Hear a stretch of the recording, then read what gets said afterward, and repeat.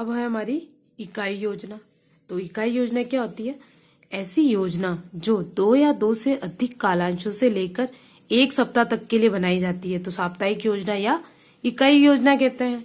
इसके प्रतिपादक का श्रेय किसको जाता है? तो H.C. मॉरिसन को जाता है और यह वार्षिक योजना पर आधारित होती है।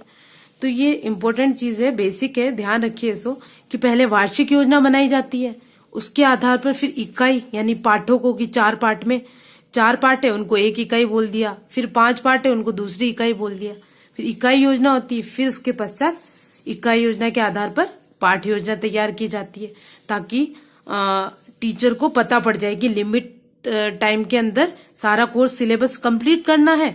तो इसलिए वार्षिक योजना बनाई जाती है कि निश्चित समय में सारा कोर्स कंप्लीट हो सके, और इसी के पश्चात फिर इकाई योजनाएं बनाई जाती है। वार्षिक योजना के बनाने के बाद इकाई योजना तैयार की जाती है कि 4-4, 5-5 चैप्टर इकाइयों में, खंडों में बांट देते हैं। उसके बाद एक एक चैप्टर के लिए पाठ योजना बनाई जाती है। अब ये इकाई योजना के संदर्भ में जो डेफिनेशंस थी, ये भी वेरी वेरी इंपॉर्टेंट है, सारी डेफिनेशंस याद रखनी है। तो देखते हैं कौन कौन सी डेफिनेशन है। एनएल बोसिंग के अनुसार, अभी क्या बोसिंग से याद आ रहा है? बोस यानी अब देखते हैं, इकाई अर्थपूर्ण परस्पर संबंधित क्रियाओं की वह व्यापक श्रृंखला है जो विकसित होकर बालक के उद्देश्यों की पूर्ति करती है, जिससे बालक महत्वपूर्ण शैक्षिक अनुभव प्राप्त कर सकती है और अपने व्यवहार में परिवर्तन ला सके। तो जैसे बॉस होता है तो क्या करता है? बॉस एक निश्चित उद्देश्य, किसी भी कंपनी वगैरह का या कहीं का भी जो बॉस होता है वो क्या होता है? उसको निश्चित उद्देश्य की प्राप्ति करनी होती है। तो वो क्या करता है कि निश्चित उद्देश्यों की पूर्ति करता है, जिससे क्या होता है कि उद्देश्यों की पूर्ति होती है तो उसको अनुभव प्राप्त होते रहते हैं और उसके व्यवहार में परिवर्तन आता रहता है। तो ये हमारे किसकी डेफिनेशन होगी? एनएल बोसिंग की डेफिनेशन हो गई। अब देखते हैं रिस्क। उन्होंने इकाई योजना के संदर्भ में क्या कहा कि इकाई किसी समस्या या योजना से संबंधित सीखने वाले क्रियाओं की समानता या एकता को बनाती है। तो समानता या एकता का रिस्क रहता है, इकाई योजना में समानता और एकता का रिस्क रहता है। तो इससे आप याद रख सकते हैं। फिर अगली डेफिनेशन है बैसले। बैसले यानी बैस यानी आधार। तो आधार अच्छा होगा तो क्या होगा? महत्वपूर्ण परिणाम उत्पन्न करने में सहायक रहेगा। अगर बेस अच्छा रहेगा किसी का तो उसके जो महत्वपूर्ण परिणाम उत्पन्न करने में सहायता प्रदान करेगा उसका बेस, यानी उसके जो बेसिक क्लियर है तो उससे अच्छे परिणाम प्राप्त होंगे। तो बैसले की क्या डेफिनेशन हो गई कि इकाई अनुभव तथा सूचनाओं के उस संगठन को कहते हैं जो सीखने वालों के लिए महत्वपूर्ण परिणाम उत्पन्न करने में सहायक हो। अब इकाई योजना है, ये 2 प्रकार की है, एक तो विषय वस्तु की इकाई योजना और अनुभव केंद्रित इकाई योजना। नाम से ही पता पड़ रहा है, विषय वस्तु यानी विभिन्न पाठों, सिद्धांतों, नियमों तथा सूत्रों पर आधारित है, जबकि अनुभव केंद्रित, ये भी नाम से पता पड़ रहा है, अनुभव के आधार पर। तो विषय वस्तु का चयन अनुभव के आधार पर किया जाता है इसके अंतर्गत, इकाई योजना के अंतर्गत। फिर अगला देखते हैं कि जो विषय वस्तु इकाई योजना है इसमें क्या, इसमें विद्यार्थी ऐसे तथ्यों को सीख लेता है जो उसे दैनिक जीवन की समस्याओं को समझाने में सहायता प्रदान करते हैं। और जबकि अनुभव केंद्रित जो इकाई योजना थी इसमें क्या होता है, यह योजना उद्देश्य, रुचि तथा आवश्यकताओं के आधार पर आधारित हो सकती है। अब हम इकाई योजना का प्रारूप देख लेते हैं कि किस टाइप का होता है इसका प्रारूप। तो इकाई योजना यानी 4-4 पार्ट है या 5-5 पार्ट है, उनको एक इकाई बना दिया। तो इकाई योजना का प्रारूप कैसा हो गया कि कक्षा होती है, फिर बीच में विषय, इकाई का नाम, और इकाई को भी और उप इकाइयों में बांट सकते हैं। तो उप इकाइयों की संख्या हो गई, इधर कालांशों की संख्या और अवधि। हमें पता है इकाई योजना 2 या 2 से अधिक कालांशों के लिए बनाई जाती है, तो यहाँ कालांशों की संख्या हो जाएगी। उसके पश्चात ये पाठ्य वस्तु आ जाएगा, इधर उप इकाई, प्रकरण, शिक्षण बिंदु ये आ जाएंगे, शिक्षण उद्देश्य व व्यवहारगत परिवर्तन आ जाएगा, अध्यापक व विद्यार्थी क्रियाएं आ जाएगा, शिक्षण विधि कौन कौन सी ले रहे हैं, शाम पट पे क्या क्या है, और मूल्यांकन व गृह कार्य। तो याद रखिए इकाई योजना का अंतिम पद क्या हो गया? मूल्यांकन व गृह कार्य। जबकि पाठ योजना में क्या देखा था? सिर्फ हमारा गृह कार्य था। तो ये वाली चीज याद रखिए कि पाठ योजना का अंतिम बिंदु तो क्या था? गृह कार्य। और इकाई पाठ योजना का अंतिम बिंदु मूल्यांकन और गृह कार्य दोनों हो गया। अब हम अगला हमारा देखते हैं वार्षिक योजना, कि शिक्षक निर्धारित पाठ्यक्रम को किस प्रकार पूरा करे। अतः सत्र भर के लिए बनाई गई योजना को वार्षिक योजना कहते हैं। अब देखते हैं वार्षिक योजना के निर्माण के चरण। तो हमें पता है कि वार्षिक योजना हम क्यों बना रहे हैं, क्योंकि विषय वस्तु को टुकड़े कर सके, ताकि जो सिलेबस है वो टाइम पर खत्म हो जाए और बच्चों को अच्छे से समझा सके। तो इसके चरण देखते हैं कि पहले पाठ्यक्रम का विश्लेषण, यानी पाठ्यक्रम को अलग अलग इकाइयों में विभाजित करते हैं। फिर क्या करते हैं, प्रत्येक विषय में शिक्षण सत्र में कितने कालांश प्राप्त होंगे ये चेक करते हैं। फिर बाद में ये प्रत्येक सब्जेक्ट का देख लिया, फिर देखते हैं प्रत्येक इकाई के शिक्षण के लिए कालांशों की आवश्यकता।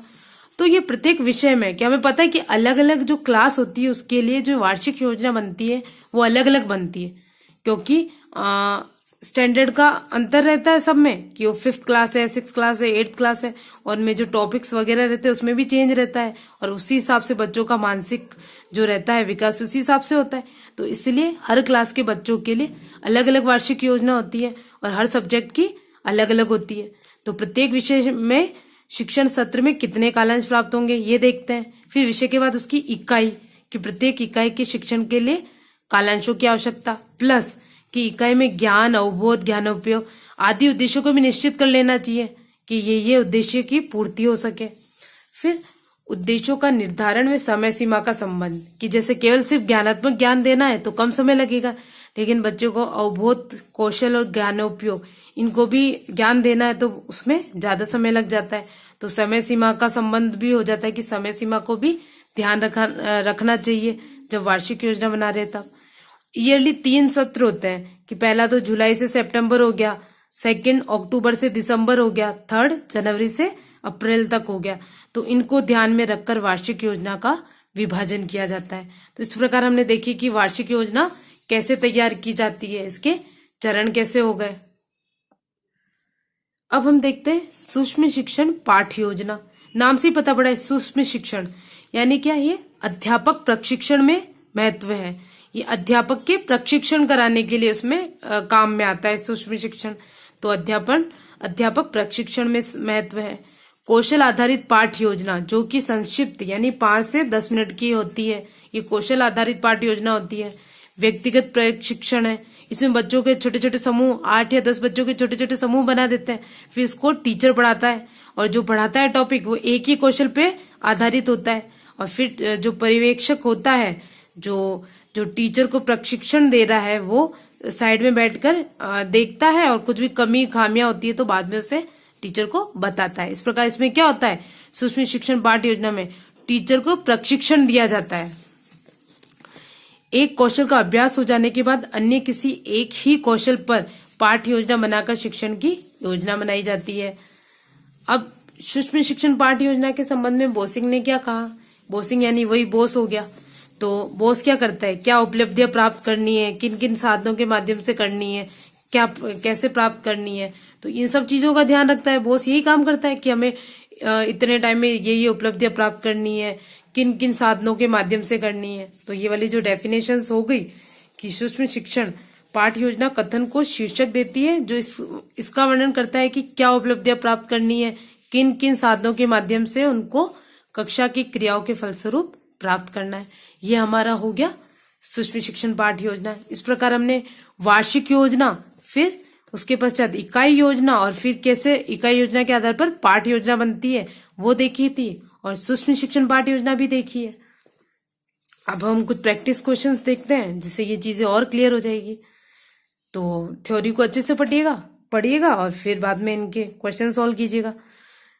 क्वेश्चन पहला है, दैनिक पाठ योजना के निर्माण में सम्मिलित होता है।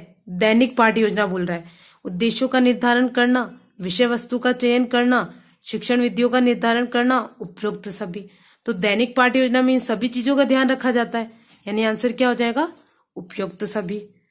नेक्स्ट है, शिक्षण में मूल्यांकन किया जाना चाहिए। अब मूल्यांकन क्यों किया जाना चाहिए, सीखने के अनुभव प्रदान करते समय, उद्देश्यों का स्पष्टीकरण करते समय, उद्देश्यों का स्पष्टीकरण तथा अधिगम अनुभव प्रदान करने के बाद, और उपरोक्त सभी स्तरों पर।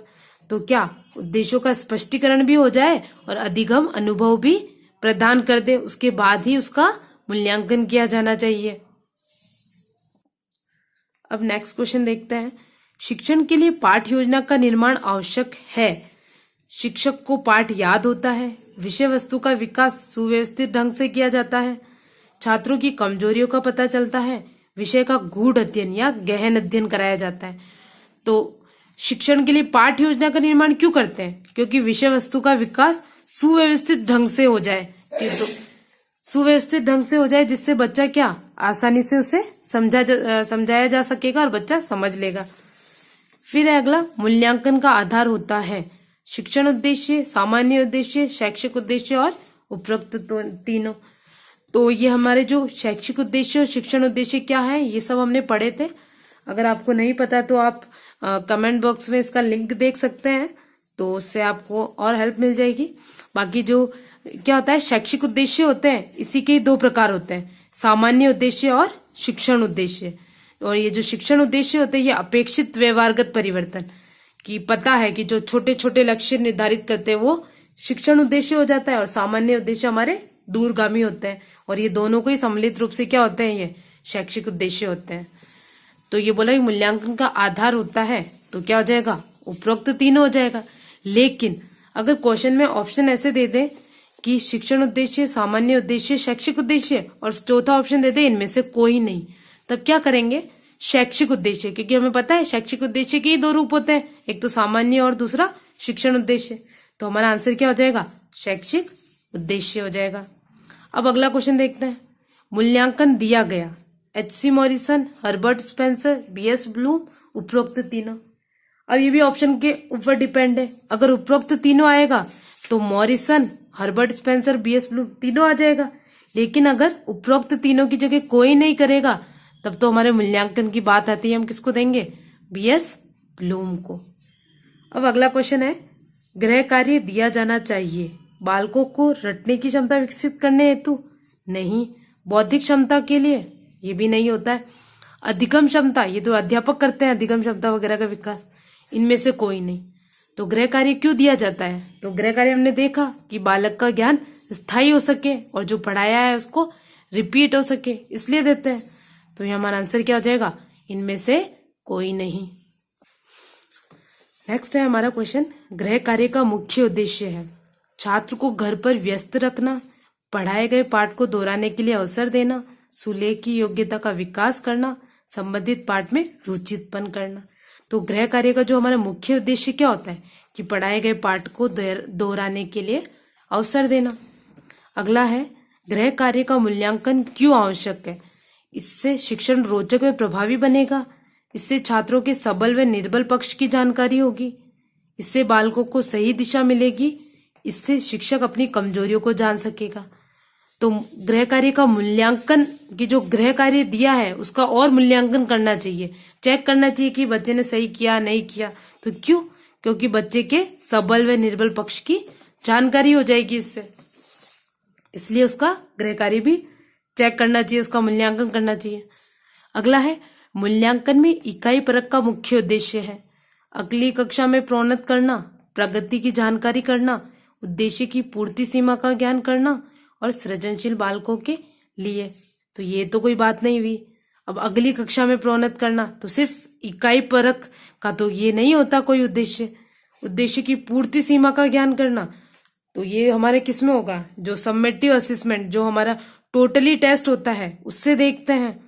यानी प्रगति की, बच्चा प्रगति कर रहा है कि नहीं कर रहा है, कि 4 चैप्टर है उनकी एक इकाई बना रखी है, उनका टेस्ट ले लिया, तो कि बच्चा प्रगति कर रहा है कि नहीं कर रहा है। तो प्रगति की जानकारी के लिए इकाई परख लिया जाता है। तो मूल्यांकन में इकाई परख का मुख्य उद्देश्य है प्रगति की जानकारी के लिए। इंपॉर्टेंट क्वेश्चन है ये। फिर है, प्रत्येक इकाई के साथ ही मूल्यांकन होना कहलाता है वस्तुनिष्ठ, सतत, उत्पादक मूल्यांकन या पश्चिम मूल्यांकन। प्रत्येक इकाई के साथ हो रहा है, हर इकाई का, यानी कंटिन्यूस हो रहा है, यानी क्या हो गया, सतत हो गया, सतत मूल्यांकन हो गया। फिर अगला क्वेश्चन है, शिक्षण में पढ़ाते समय सबसे पहले क्या बनाया जाता है, वार्षिक योजना, इकाई योजना, दैनिक पाठ योजना या प्रतिमान। प्रतिमान यानी मॉडल।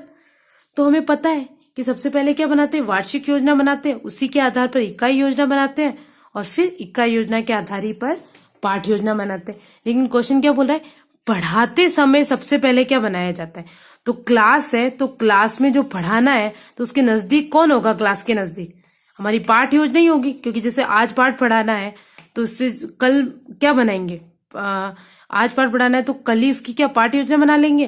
तो यानी उसके पढ़ाते समय के सबसे निकट कौन सा होगा, तो हमारा पाठ योजना हो जाएगी। तो इसका आंसर क्या हो जाएगा, दैनिक पाठ योजना। धन्यवाद दोस्तों।